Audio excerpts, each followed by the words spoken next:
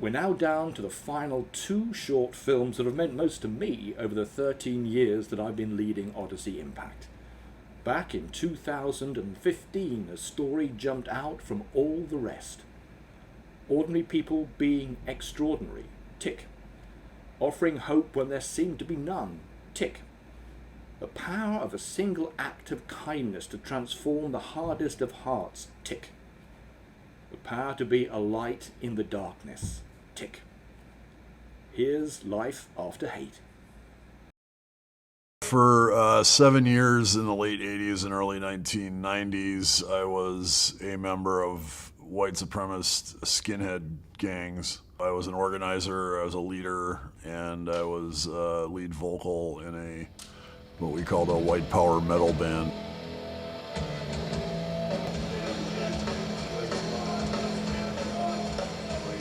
And of course we hated anybody who wasn't white. We didn't consider Jews white, hated them. I had a t-shirt printing company. We printed rock and roll t-shirts. His dad, he asked me if Arno could come to work, and I had so many people working there who were black and Spanish and Asian, and being Jewish was a very important part of my life. My Jewish faith had a lot to do with it because I was so open-minded. I had black and Latino coworkers at Jack's. There was one incident where I was really hungover and I didn't have a lunch, and one of the black guys I was working with was sitting down and he's opening his lunch out and he's got like a sandwich cut in half, and he sees me there in the corner and he just kind of looks over there and he's like, "Hey, skinhead, do you want half this sandwich? You look kind of hungry." So here I am in my off time, and I'm actually writing songs about how Jewish people take all of my money to give to lazy black people who don't want to work, when in actuality I have a means of supporting myself thanks to the good graces of a Jewish man who didn't fire me for wearing swastikas into his factory, and black people actually feed me. Jack, like many other people, changed me by planting seeds of humanity that I really couldn't suppress despite my best efforts. The fact that he was a nice guy and he gave me the benefit of the doubt and he gave my buddies jobs, and really I had no reason to have any kind of grudge against him.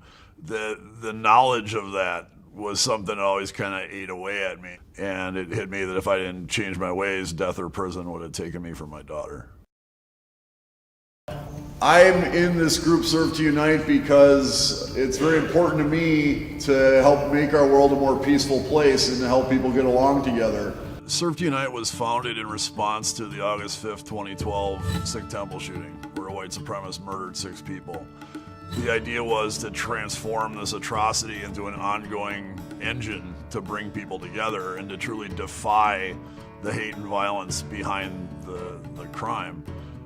My story is a pretty good example of sometimes how the biggest troublemakers can transform into the most powerful peacemakers.